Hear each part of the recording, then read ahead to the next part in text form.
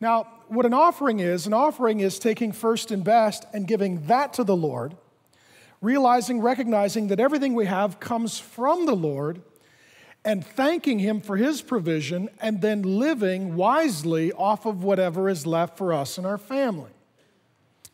Now, both of these men, this seems to be their pattern and habit. They give their offering to the Lord, and they give of their first fruits, and they give according to their vocation. So, Cain would bring produce from his field, and Abel would bring an animal from his herd. Perfectly acceptable. Again, these are not sacrifices, these are offerings.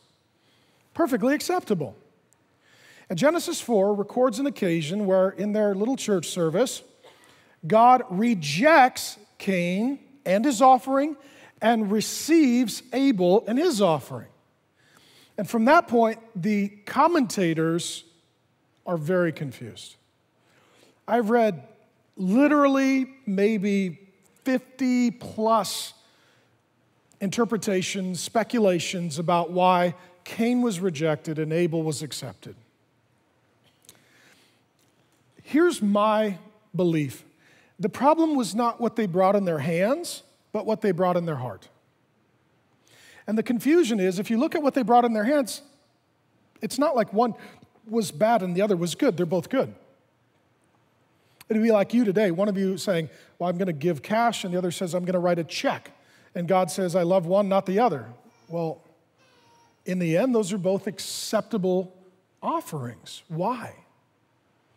Well, it was not what was in their hands and visible. It was what was in their heart and only visible to the Lord. Here in 1 John 3, he says that Cain's offering was unacceptable, it was unrighteous. Hebrews 11:4 says that Cain's offering, unlike Abel's, was without faith. That's really very important because, see, what is visible to us is the outward. What is visible to God is the inward. That's where the Bible says man looks at the outward and God looks at the what? The heart. So let's take this church meeting with Cain and Abel and apply it to our current situation. Because outwardly they look the same, but inwardly they're very different. It would be like you and I today, right? The person sitting next to you or in front of you or in the rear of you, they got up at the same time that you did. They got in their car like you. They drove to church like you. They parked and walked in like you. They sat down like you. They're listening to the sermon like you. They'll give their offerings like you. They'll sing the songs and raise their hand like you. They'll take communion like you.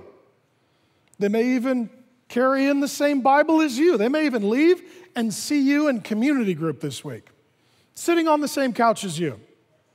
And looking down, the question would be, well, why did God accept one and reject the other? Why? Because you can be doing religious things externally without loving God internally. You can do religious things externally without loving one another internally. And God knows the heart. And here's what counts. Not just what is seen, but what is unseen. Not just the what, but the why. The motive really counts.